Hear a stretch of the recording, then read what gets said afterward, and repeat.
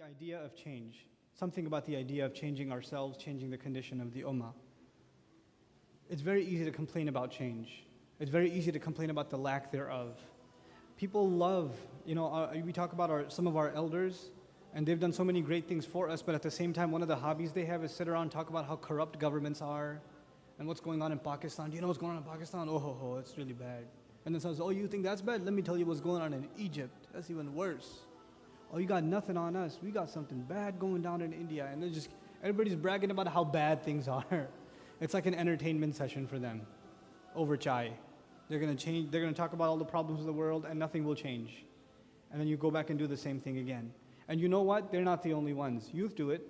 You know what? Our masjid, nobody understands us. Nobody listens to us. We can't do any programs there. Our imam doesn't understand. Our board doesn't understand. Our scholars don't understand. Everybody's complaining constantly. We're all just complaining. We've become really, really good at it. And our pastime has become just to complain. There are entire khutbahs dedicated to what all the problems are and how bad things are. And we just get stuck in this rut of constantly looking at the world around us as a gloomy place.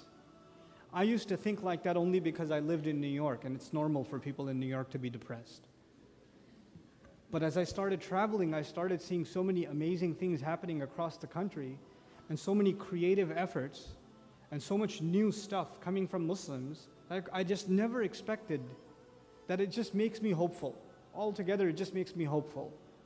And it makes me personally say change is coming. You know, one of the most common things I've heard at the end of a khutbah, at the end of a talk from people? Brother, we try so much to remind people and give talks and khutbahs. That's all well and good. Nothing is changing. Nothing ever changes. You know how many times I've heard that? Like, why are you so depressed? Don't be depressed. First of all, change is not in our hands. Change is not in our hands. It's in Allah's hands. إِنَّ اللَّهَ لَا يُغَيِّرُ مَا بِقَوْمٍ حَتَّى يُغَيِّرُ مَا بِأَنفُسِهِمْ. In that ayah, even the famous ayah, no doubt it is Allah. He does not change the condition of whatever is afflicting a nation until they change what is within them, what is afflicting them on the inside, what's affecting them inside of themselves. Even in that ayah, Allah attributed change itself to Himself. Allah didn't say people will change things. Allah said He will change things for them. They just have to make a change inside of themselves. So that's really what I want to focus on. How is it that we can bring a change inside of ourselves? You know, the real battle all of us has is against our own self. Your worst enemy is like your best friend, it's yourself. No one else. No one knows you better than yourself.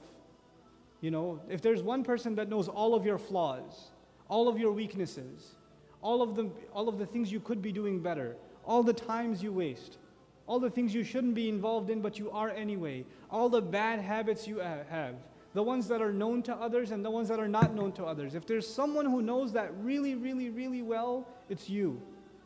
It's you. And you have to learn, and I have to learn to be hard on myself. It's very easy for someone in my position to get used to people saying, brother, great speech, thank you so much, alhamdulillah. And then shaitan comes from behind and says, hey, pat yourself on the back. And you say, yeah, that was a great speech, wasn't it? That's right. And that might happen to you. You're at an MSA, you're at a masjid, you're helping out, people appreciate what you're doing, then you say, yeah, I'm pretty good over here. I'm doing all right. Everybody appreciates what I'm doing. We have to learn to constantly be hard on our own selves, to constantly look in the mirror. You know, psychologically speaking, people present a picture of themselves to the outside world. People, especially it's problematic for public speakers because, most of the time, most of you see me and people like me on a stage. We're giving a talk about Islam, but I don't always do that. I switch it off when I'm off of here. I play with my kids. I don't give them khutbah. You see what I'm saying? But then people see you, because they've always seen you in a certain light, they see that's all this person is going to be, right? And that kind of, on some people, it puts a pressure on them to act a certain way in front of others. To look a certain way, act a certain way. And that might be you. You're so used to impressing people with how, whatever, religious you are, knowledgeable you are, committed you are, etc., and you're constantly putting up this face that you start convincing yourself that's who you really are. We have to be able to be honest to ourselves if we're going to talk about change. One has to be able to stop complaining about the world and start complaining about themselves. What is wrong? What am I doing wrong? What are my shortcomings? What are the things that I look at myself and I say, what, if there were 4 or 5 things I could change about myself, if I could just do 4 or 5 things differently, what would they be? What would those things be that I wish I changed? What are some things I wanted to accomplish last year and I never got to? I really wanted to though. I wanted to memorize like 2 more surahs. I wanted to study something. I want to finish reading that book. I never got around to it. But I really wanted to do it. What is keeping us from making those changes? That's the real bit of advice that at least I'll share with you what I do for myself. It works sometimes, it doesn't work other times. But I'm hoping inshallah you'll be better at it than I am, and we're all going to be making changes for the better in our own lives. What I do for myself is basically ask myself a very simple question. I have 2 kinds of days. He said, myself. I have days where I'm home and days that I'm traveling. I've divided my life into 2 kinds of days. Days when I'm traveling and days when I'm home. And there are failures, because days that I'm home are all the same. Whether it's last week or the next week or 2 years before or 2 years after, it's going to be similar. They're all going to be the same. And the days that I'm traveling are all going to have similar things in them. There's going to be going from home to the airport and getting onto the plane and passing out, and then the flight attendant waking me up to get off the plane. All that's going to be the same every time. There's going to be repetition. And in each of those 2 kinds of days, there are some things I could do better. There's some way I could use my time better. I could be more productive in some things. How do I make more use of that day? How do I make it more productive? That one day. You can fix one day, you fixed your whole life. If you made one change to today, that means you've made that change for the rest of your life. For you, many of you, it's like weekdays and weekends. Your weekends are the same way every time. Your weekdays are the same way every time, right? Fix your weekdays. This time is for salat. Right after that, there's this time for Quran. There's this time for me to learn something. There's this time for me to, get my homework done or whatever it may be. Discipline your life. Make that change in your life. You know what else people fail to do? That's coupled with that. That's most common, and I personally have trouble with that also. And it's one of the hardest things to do is to maintain balance in your life. To maintain balance. Because we're pulled in many different directions. Our parents want our time.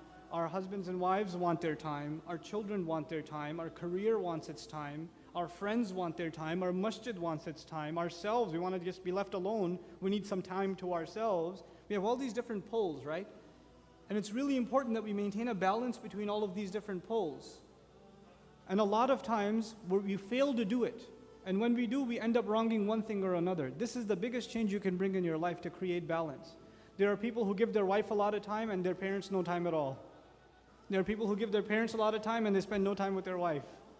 There are people who are so bent upon fixing their career, they are almost not even existent in the lives of their children. It happens. And then there are those interesting characters who don't want anything to do with home, so they volunteer at the masjid all the time. I love masjid volunteers, but the guy says, hey, I'm going to put up the chairs 3 days before the program, and I'll even sleep here. There's a problem at home. Go home. Get some balance in your life. Right? We need to we have to really assess honestly in our lives, what changes do we have to make? And really changes to me is what you give time to. I mean, the real asset all of us have is time. That's really all we have. And if we're utilizing it properly, our lives have moved towards the better. And if we're not, our lives are moving towards the worse. That's essentially what it boils down to.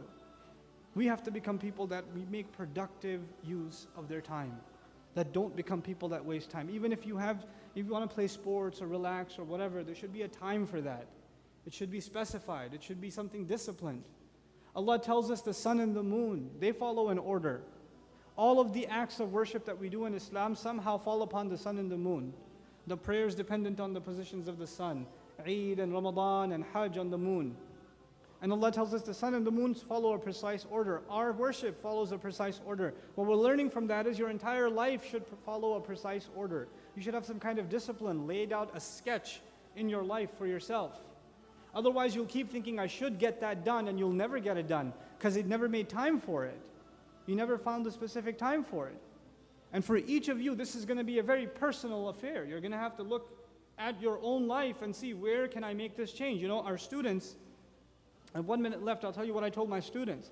Our students, they come from all over the United States and they come, to our 10-month program, and it's very different, It's not like being at home. It's very different. So I have to orient them, and part of their orientation is, look, the way you wake up and the way you go to sleep is different now. It's not like when you were home. You really have to be careful when you wake up, when you're going to go to masjid for Fajr, what are you going to do after that, when you're going to eat, when you're going to get to class, when you're going to do your homework, when you're going to hang out with your friends to keep your sanity, when you're going to go to sleep. You're going to have to discipline yourself if you're going to get through this successfully.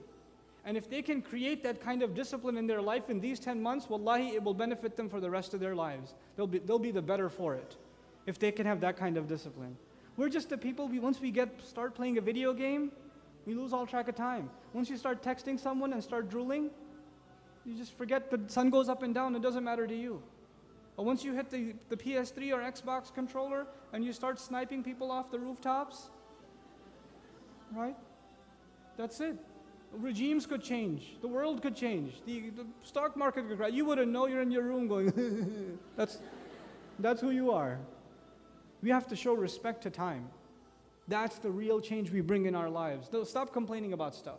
All of that will happen when you personally bring a positive change in your life, and that of disciplining yourself.